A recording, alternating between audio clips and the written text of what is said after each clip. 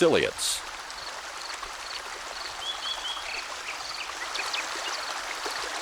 The water of oceans, rivers, lakes, swamps, marshes, and even the moisture retained in the soil of the forest contains enormous quantities of microorganisms called ciliates.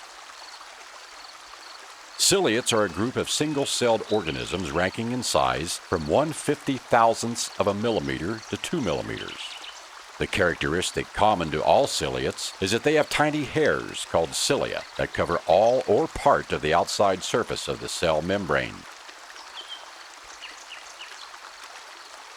In some cases, like with this paramecium, the cilia cover the whole cell, while in others, like this vorticella, the cilia only appear around the mouth gap of the cell called a cytostoma.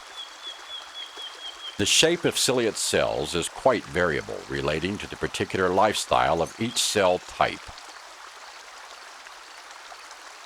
Spirostomum is one of the larger ciliates, and its elongated body allows the cell to maneuver easily between particles of sediment in its murky, wet world.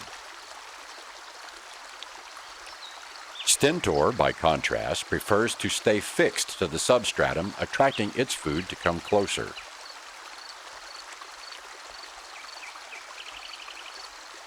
The reproduction of the ciliates is a remarkable process.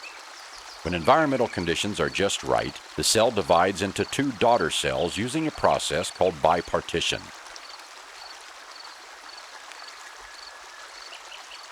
The result is the formation of two cells that are genetic duplicates of the original, essentially two clones.